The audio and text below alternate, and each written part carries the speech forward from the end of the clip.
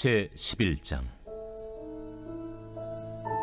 유대에 있는 사도들과 형제들이 이방인들도 하나님의 말씀을 받았다 함을 들었더니 베드로가 예루살렘에 올라갔을 때 할례자들이 비난하여 내가 무할례자의 집에 들어가 함께 먹었다.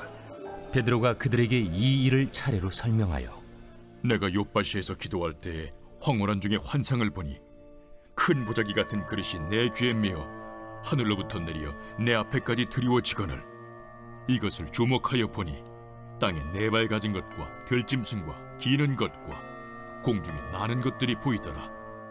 또 들으니 소리 있어 내게 이르되 베드로야 일어나 잡아먹으라 하거늘 내가 이르되 주님 그럴 수 없나이다.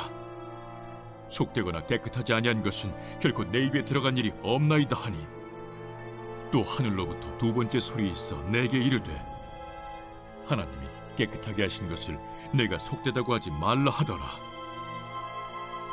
이런 일이 세 번 있은 후에 모든 것이 다시 하늘로 끌려 올라가더라. 마침 세 사람이 내가 유숙한 집 앞에 서 있으니 가이사랴에서 내게로 보낸 사람이라. 성령이 내게 명하사 아무 의심 말고 함께 가라 하시매 이 여섯 형제도 나와 함께 가서 그 사람의 집에 들어가니 그가 우리에게 말하기를 천사가 내 집에 서서 말하되 내가 사람을 요바에 보내어 베드로라 하는 시몬을 청하라. 그가 너와 내 온 집이 구원받을 말씀을 내게 이르리라 함을 보았다 하거늘 내가 말을 시작할 때에 성령이 그들에게 임하시기를 처음 우리에게 하신 것과 같이 하는지라. 내가 주의 말씀에 요한은 물로 세례를 베풀었으나 너희는 성령으로 세례를 받으리라 하신 것이 생각났노라. 그런즉 하나님이 우리가 주 예수 그리스도를 믿을 때에 주신 것과 같은 선물을 그들에게도 주셨으니 내가 누구에게 하나님을 능히 맡겠느냐. 그들이 이 말을 듣고 잠잠하여 하나님께 영광을 돌려 그러면 하나님께서 이방인에게도 생명 얻는 회개를 주셨도다.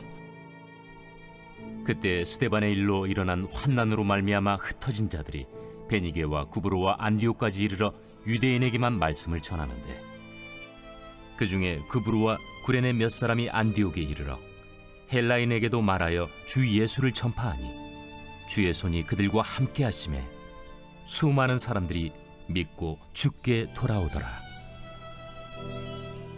예루살렘 교회가 이 사람들의 소문을 듣고 바나바를 안디옥까지 보내니 그가 이르러 하나님의 은혜를 보고 기뻐하여 모든 사람에게 굳건한 마음으로 주와 함께 머물러 있으라 권하니 바나바는 착한 사람이요 성령과 믿음이 충만한 사람이라. 이에 큰 무리가 주께 더하여지더라. 바나바가 사울을 찾으러 다소에 가서 만나매 안디옥에 데리고 와서 둘이 교회에 1년간 모여 있어 큰 무리를 가르쳤고 제자들이 안디옥에서 비로소 그리스도인이라 일컬음을 받게 되었더라. 그때 선지자들이 예루살렘에서 안디옥에 이르니 그 중에 아가보라는 한 사람이 일어나 성령으로 말하되 천하의 큰 흉년이 들리라 하더니 글라우디오 때에 그렇게 되니라. 제자들이 각각 그 힘대로 유대에 사는 형제들에게 부조를 보내기로 작정하고 이를 실행하여 바나바와 사울의 손으로 장로들에게 보내니라.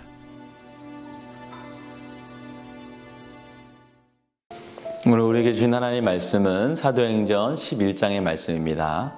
어제 사도행전 10장의 말씀을 통해서 성령의 사역이 유대인들을 넘어서 이방인 고넬료의 가정에 임하게 된 것을 보았습니다. 이 사건은 사도행전의 역사 속에서 매우 중요한 위치를 차지합니다. 먼저는 베드로 안에 자신도 모르게 자리 잡고 있었던 유대교적인 편견과 고집이 무너지는 것이죠. 그리고 그 다음은 하나님의 복음이 예수님께서 사도행전에 말씀하신 예루살렘을 넘어 온 유대와 사마리아와 땅끝까지 이루어진 시작과 같은 사건이기 때문입니다. 오늘 11장에서는 가이사랴에서 예루살렘으로 향하는 베드로의 모습이 나옵니다.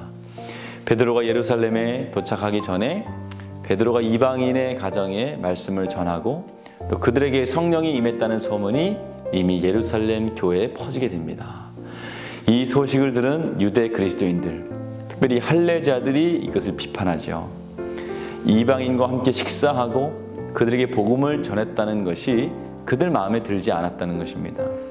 왜냐하면 오직 자신들만이 모세의 율법을 받은 선민들이고 자신들만이 구원받은 백성이라는 사고방식에 묶여 있었기 때문입니다.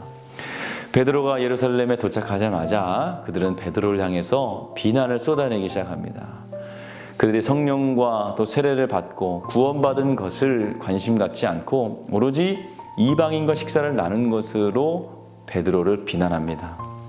이들의 관심은 복음의 전파가 아니었기 때문입니다. 오로지 자신들의 전통과 관습이 깨뜨려진 것에만 집중을 하고 있는 것이죠. 그러나 베드로는 그들의 이러한 반응을 누구보다 깊이 이해할 수 있었습니다. 왜냐하면 그도 얼마 전까지는 그들과 동일한 사고방식으로 복음을 대했기 때문입니다. 그래서 베드로는 하나님께서 자신에게 하신 일들을 차근차근 설명해 나갑니다. 하나님께서 환상 중에 자신의 한계와 고집을 꺾으신 일을 차분히 차례대로 설명하고 있습니다. 내가 욥바시에서 기도할 때에 환상을 본 것과 또 그 환상의 내용, 그리고 가이사라에서 온 사람들을 따라서 고넬료의 집으로 간 일, 그리고 무엇보다도 그곳에서 말씀을 선포하자 성령이 임하신 일, 즉 하나님께서 행하신 하나님의 놀라운 구원의 사역을 함께 나누게 됩니다. 그리고 이 일들을 통해서 예수님께서 말씀하신 자신들에게 성령 세례에 대해서 하신 그 말씀을 생각하게 되고 깨닫게 됩니다. 부족하고 연약한 자신들에게 성령이 임한 것을 생각하며 은혜가 회복되는 것이죠. 결국 복음을 만났지만 여전히 자신의 사고에 갇혀있던 베드로의 생각을 깨뜨리는 역사적인 사건을 경험하게 된 것입니다. 이 일 후에 복음은 급속도로 퍼져나가게 됩니다. 하나님은 스데반의 순교로 흩어진 제자들의 삶을 이방으로 복음을 전하게 하는 선으로 바꿔주십니다. 흩어진 제자들은 어디로 가든지 부활하신 예수님을 전했습니다. 비록 삶은 고난의 연속이었지만 하나님이 그들과 함께 하셨던 것입니다. 그들의 삶이 힘들면 힘들수록 그 안에 역사하시는 하나님의 손길은 더욱 강력하게 그들에게 역사했고 그들을 붙잡아 주셨습니다. 이것이 바로 하나님의 보호하심이며 복음의 능력입니다. 그 결실로 인해서 안디옥 교회가 세워지게 되고 이들이 안디옥에서 그리스도인이라는 일컬음을 받게 되는 놀라운 일이 펼쳐지게 됩니다. 우리가 때로는 하나님의 하시는 일들을 다 이해할 수 없고 받아들이기 힘들 때도 있습니다. 왜냐하면 하나님을 내 사고에 가둬두고 생각하려고 하기 때문입니다. 그러다 보니 내 삶에서 하나님의 역사가 일어나는 것을 스스로 막을 때가 있습니다. 그럼에도 하나님이 내 안에서 장애물과 같은 고집과 아집을 깨뜨리시고 그분의 뜻을 이루시는 것을 보게 됩니다. 복음의 장애물이던 우리를 깨뜨리시고 다듬으셔서 복음의 일꾼으로 다시 세워주시는 것입니다.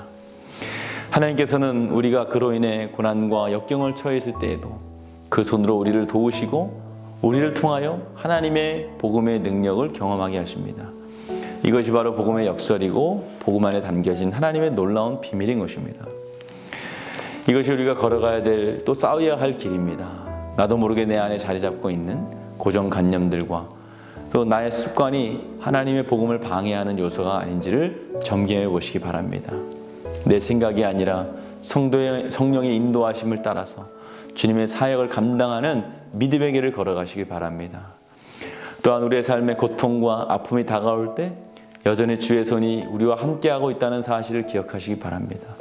이 믿음을 가지고 나아갈 때 바울의 고백과 같이 내가 연약한 그때의 곧 강함이라는 하나님의 말씀이 강력히 우리에게 역사할 것입니다.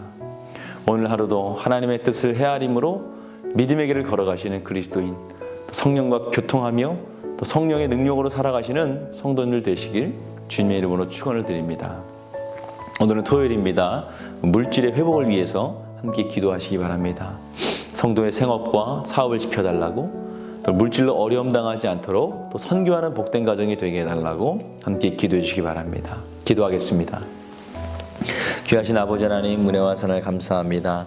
하나님, 우리 안에 한계를 넘게 하시며 내 안에 갇혀있는 것을 깨뜨리시고 주의 일을 하여 주심을 주여 믿습니다. 하나님 오늘도 성령의 인도하심, 성령의 말씀에 귀 기울이게 하시고 그 말씀에 순종하는 우리가 되게 하여 주시옵소서. 우리 성도님들 생업과 사업을 지켜주시옵소서.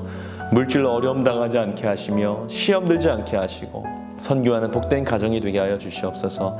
담임 목사님 사역 가운데 성령을 충만하게 하여 주시며 성령의 놀라운 역사가 날마다 일어나게 하여 주시옵소서.